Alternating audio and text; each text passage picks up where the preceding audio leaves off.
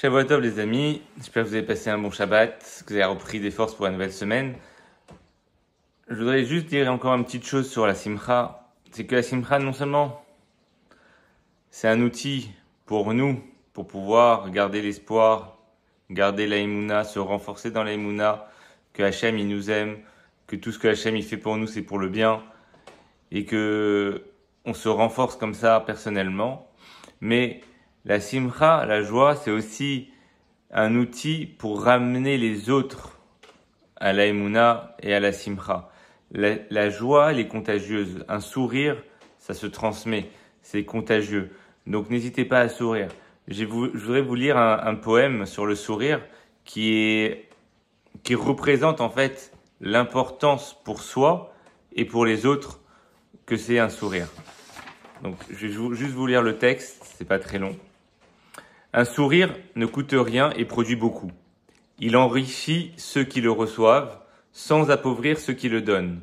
Il ne dure qu'un instant, mais son souvenir est parfois éternel. Personne n'est assez riche pour s'en passer, personne n'est assez pauvre pour ne pas le mériter.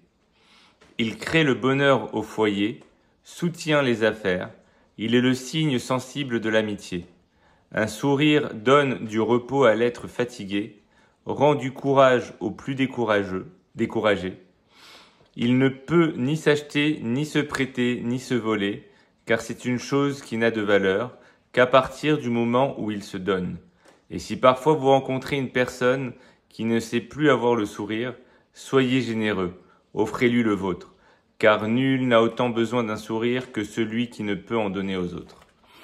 Je trouve que ce poème représente vraiment la transmission de la simcha et l'impact que quelqu'un qui est saméar, qui est joyeux, va avoir sur quelqu'un qui est chas v'shalom, qui est un peu déprimé, un peu triste.